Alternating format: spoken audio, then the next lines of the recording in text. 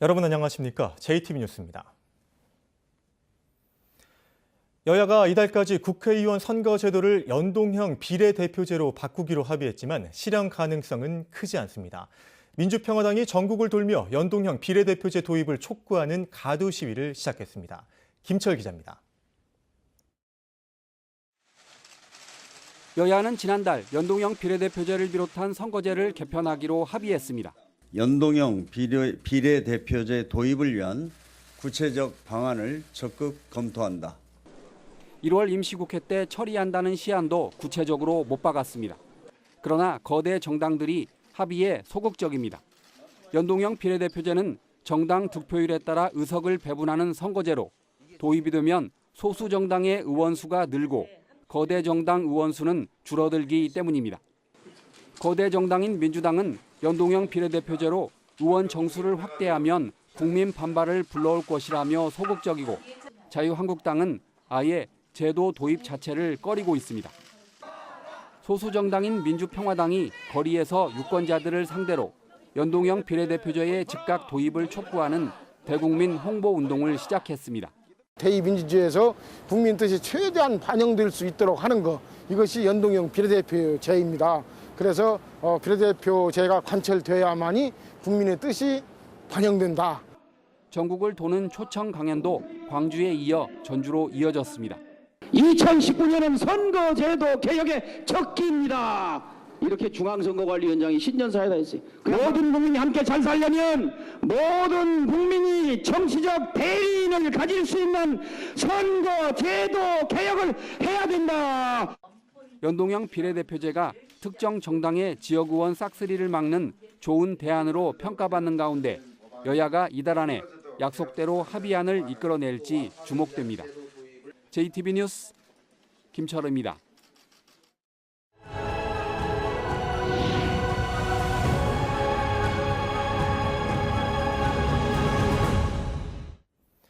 네, 새해를 맞아 전북의 현안을 살펴보는 순서입니다. 현대중공업 군산조선소가 문을 닫은 지 벌써 2년이 다 되어가고 있지요. 군산조선소를 내년에 재가동한다는 목표가 세워졌지만 현실은 녹록지 않습니다. 보도에 오정현 기자입니다. 현대중공업 군산조선소가 문을 닫은 지난 2017년 7월, 당시 최길선 현대중공업 회장은 군산조선소 재가동 시점을 2019년으로 내다봤습니다. 좀 걱정하시는 군산조선소도 좀 어려움을 좀 참고 견디다가 2019년부터는 어떻게든 일을 할 수 있도록. 하지만 올해 군산조선소가 재가동될 가능성은 거의 없습니다. 현대중공업의 수주 물량이 2017년부터 조금씩 늘고 있지만 아직도 울산 도크 10개 가운데 3개가 비어있을 정도로 일감이 부족하기 때문입니다. 또 설사 지금 당장 군산조선소에 선박 건조 물량이 배정된다 해도 이미 초토화된 군산 협력업체에서는 배를 만들 수가 없습니다. 때문에 전라북도와 협력업체는 우선 울산에서 군산으로 선박블록 20만 톤을 들여온다는 계획을 세워두고 있습니다. 이 물량으로 협력업체를 다시 활성화하고 내년에 선박 건조 물량을 확보해 군산조선을 재가동한다는 목표입니다. 브록이라도 돌려서 공장이 숨을 쉴 수 있게끔 해주는 것. 그다음에 서해안 풍력이라든가 이런 것을. 그러나 이 같은 요구에 현대중공업이 이렇다 할 답을 주지 않고 있어 군산조선소 재가동 시점은 여전히 안개 속에 머물러 있습니다. JTB 뉴스 오정현입니다. 반면 호남에서 군산과 같은 조선업종 밀집 지역인 전남 목포와 영암의 경우 경기 회복세가 뚜렷합니다. 현대중공업 계열사이면서 독자적으로 설계와 건조가 가능한 현대 3호 중공업의 선박 수주 덕분입니다. 한 차례 큰 위기를 넘긴 전남 조선업계는 경기 회복에 만족하지 않고 자생력을 갖추기 위한 준비에 나섰습니다. 이어서 송창용 기자입니다. 현대중공업 계열사인 현대 3호 중공업의 1차 협력업체입니다. 지난해 상반기까지만 해도 공장 가동률이 40%에 머물렀지만 올해는 80%를 목표로 하고 있습니다. 현대 3호 중공업을 비롯한 인근 조선사에서 주문이 밀려들고 있기 때문입니다. 인원도 약 한 30-40% 더 충원이 될 계획입니다. 그래서 인원도 늘어나고 우리 기업체도 또 덩달아서 거기에 따른 설비 투자도 하고 준비를 하고 있습니다. 군산과 마찬가지로 조선업계 침체로 큰 타격을 받았던 전남 서남권이 불황의 터널에서 벗어나고 있습니다. LNG 컨테이너선과 유조선, 벌크선 건조에서 모두 경쟁력을 갖춘 것으로 평가받는 현대 사모중공업이 선박 수주에 잇따라 성공하면서 지난해 전남 서남권의 선박 수주 물량은 264만 7천 CGT로 1년 전에 비해 무려 87.8%나 늘었습니다. 덕분에 조선업종이 밀집된 이곳 대불 국가산업단지의 고용인원은 2017년 말 4,700명에서 지난해 말 6,000명으로 크게 늘었습니다. 새해 수주 전망도 밝습니다. 현대 사모중공업은 올해 수주 목표를 지난해보다 30%나 많은 43억 5천만 달러로 잡았습니다. 이번을 통해서 다시 3,000명 정도를 다시 채용을 하는 그런 여건이기 때문에 굉장히 지역 경제에 미치는 영향은 매우 크다고 볼 수 있겠습니다. 한 차례 큰 위기를 넘긴 전남 조선업계는 언제라도 위기가 재발할 수 있다고 보고 자생력을 키우기 위한 대책도 함께 추진하고 있습니다. 단순히 대형 조선사의 선박 블록을 제작하는 것에서 벗어나 자체적으로 중소형 선박을 건조하기 위해 공동 진수장을 마련하기로 한 것입니다.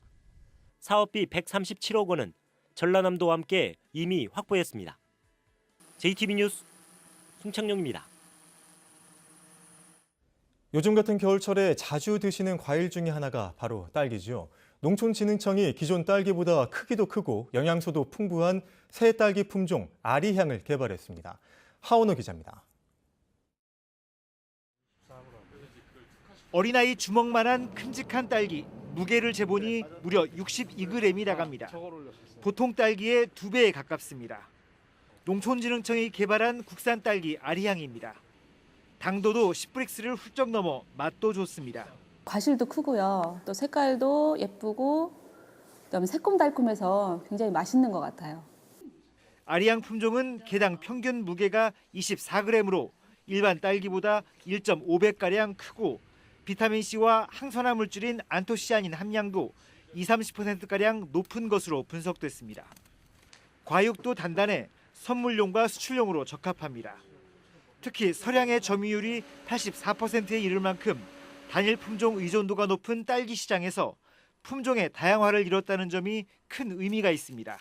앞으로는 그런 품종의 고급화, 또 지역별로 품종의 차별화를 통해 가지고 소비자가 다양한 딸기를 선택하고 또 이를 통해서 농가 소득도 올릴 수 있기를 기대합니다.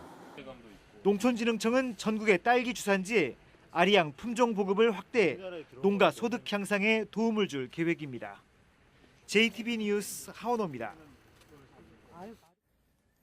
남원시가 저소득층 어르신들에게 연간 10장의 무료 목욕권을 지급합니다. 완주군이 공동체 지원센터를 확대해 사회적 경제를 활발히 운영하기로 했습니다. 나금동 기자입니다. 남원시가 만 70세 이상 기초연금 수급자 8천여 명에게 무료로 목욕권을 지급합니다. 남원시는 기초수급자 어르신들에게 1인당 연간 10장의 무료 목욕권을 지원하기 위해 4억 2천만 원을 편성했다며 희망자는 읍면동 사무소에 신청해달라고 당부했습니다. 지역사회에 보탬이 되고 어르신들이 건강하고 행복한 노년을 보낼 수 있도록 다양한 사업을 추진해 가겠습니다. 2019 설날 장사 씨름 대회가 다음 달 1일부터 6일까지 정읍에서 열립니다. 정읍시는 대한씨름협회 등과 업무 협조를 약속하고 대회의 성공 개최에 노력하기로 했습니다. 완주군이 3팀 체제의 공동체 지원센터를 1실 4팀으로 확대 운영해 사회적 경제를 지원합니다. 완주군은 완주형 사회적 경제 모델인 소셜굿즈 육성을 지원하는 한편 아파트 공동체와 마을 공동체도 육성하기로 했습니다. 장수군 보건의료원이 다음 달 27일까지 경로당을 돌며 건강관리 체조 프로그램을 실시합니다. 전문 체조 강사가 어르신들을 대상으로 35개 경로당에서 근력 강화와 유연성 운동 같은 신체 활동을 지도할 예정입니다. JTB 뉴스 나금동입니다. 무소속 이용호 의원이 최근 민주당에 입당 신청을 했지만 당 안팎의 분위기는 우호적이지 않습니다. 이용호 의원의 최종 입당 여부는 중앙당 당원 자격심사위원회가 결정하지만 박희승 현 남원임실 순창지역위원장과 일부 당원들이 반발하고 있는 데다 지난 대선과 지방선거 때 이 의원의 해당 행위를 놓고 논란도 일고 있습니다. 더욱이 중앙당에서도 사선의 최재성 의원이 공개적으로 이 의원의 입당을 반대하는 등 의원들의 반발이 적지 않고 민주평화당과의 관계를 우려하는 목소리도 많아 상당한 진통이 예상됩니다. 군산의료원이 보건복지부로부터 98억 원을 지원받아 의료기구 교체와 시설 보강에 나섭니다. 군산의료원은 심혈관 촬영과 시술 기계 등 모두 29종의 의료기구를 도입해 진료 환경을 개선하고 소방시설인 스프링클러 등을 설치해 건물 시설을 보강하기로 했습니다. 전주 시내버스 운행에 고정 배차제가 시행되고 1일 2교대 근무제가 도입됐습니다. 전주시는 새해부터 버스 노선 운행 방식이 공동 배차에서 고정 배차제로 변경돼 전체 123개의 버스 노선이 버스 회사별로 고유의 노선을 운영하게 됨으로써 버스 운행이 안정적으로 이루어지게 됐다고 밝혔습니다. 또 전체 시내버스 기사 969명 가운데 절반인 410명이 하루에 8시간 근무하는 1일 2교대 근무에 들어갔다고 설명했습니다. 전주가 영화 촬영지로 인기를 끌고 있습니다. 전주시는 지난해 영화 창궐과 나란 말싸미, 기생충 등 64편의 영상물이 전주에서 촬영됐다고 밝혔습니다. 올해도 이선균, 설경구 주연의 킹메이커와 이병헌, 이성민 주연의 남산의 부장들 등 관심을 끄는 작품이 전주에서 촬영될 예정입니다. 맞벌이 가정 등의 초등학생이 방과 후에 이용할 수 있는 공공돌봄센터가 늘어납니다. 전라북도는 올해 전주와 완주 등의 공공돌봄센터 14곳을 새로 만들어 운영하기로 했습니다. 현재 공공돌봄센터는 익산과 순창에서 한 곳씩 운영되고 있습니다. 오늘 아침 7시 40분쯤 전주시 팔복동 종이 제조 공장에서 불이 났습니다. 이 불로 근로자 45살 박모 씨가 얼굴에 화상을 입어 병원으로 옮겨졌고 벽 20제곱미터가 무너져 소방서 추산 800여만 원의 재산 피해가 났습니다. 소방당국은 종이를 말릴 때 열을 공급하는 파이프에서 증기 폭발이 일어나 불이 난 것으로 보고 정확한 화재 원인을 조사하고 있습니다.